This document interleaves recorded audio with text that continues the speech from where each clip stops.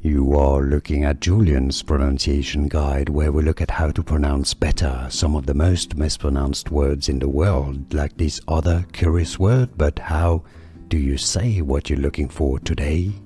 Let's learn once and for all how to pronounce this word in English, meaning a small, light box in which soft fruits such as strawberries or raspberries are often sold.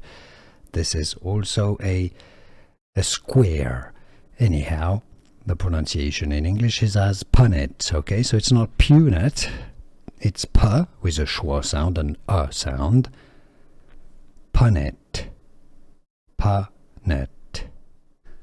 Here are more videos on how to pronounce more confusing words and names too many mispronounced. Like this video if you found it useful. I appreciate your support. I'll see you soon and thanks for watching.